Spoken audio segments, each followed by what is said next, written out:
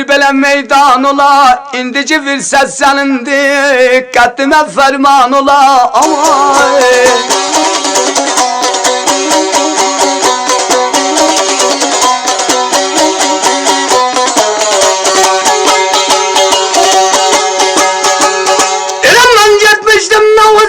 Mürşidimden der selam, mən gəlincə mənim yarım xaşla yeysan olar.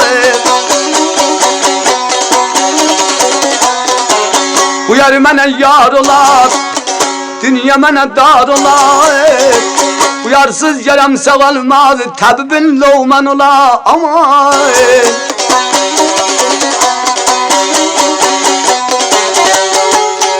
Falay səndən əlləşməğə bir belə meydan olar.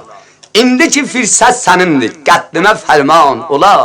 Mən getmişdim mürşidimdən der salam, mən gəlincə mənim yarım xaşla yeysan ola. Qurbanı Pəri xanımın başı istədiyi bu sözləri, öz məşuqəsini.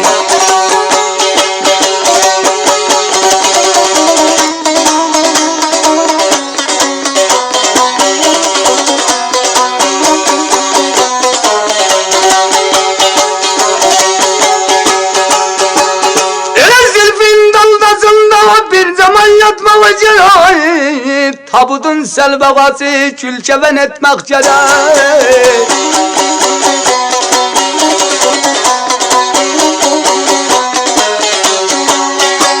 Tez yum tez götürün, qəbrə getmək cerayı.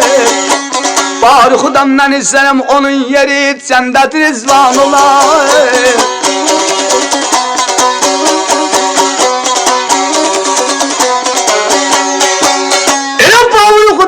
İzlerim, aman aman ölsün, yaman dönsün zaman.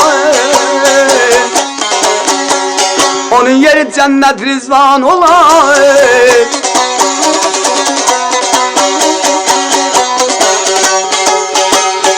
Zülfün daldasında bir zaman yatmaq gerek. Tabudun selbağazı gülkəfən etmək gerek. Tez yuyun, tez götürün, qəbrə getmək gerek. Bağrı xudamdan istəyirəm, onun yeri cənnət rizvan olar.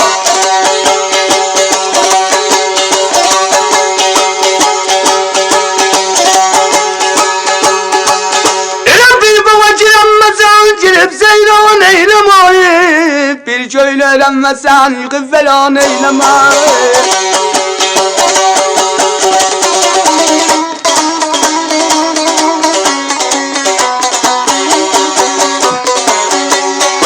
Qurbaniye səda gəldi, yar üçün qəm eyləmək.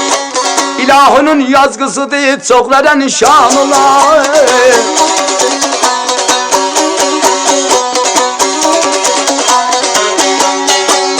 Elə ilahının yazgısıdır, çoxlara nişan olar, aman.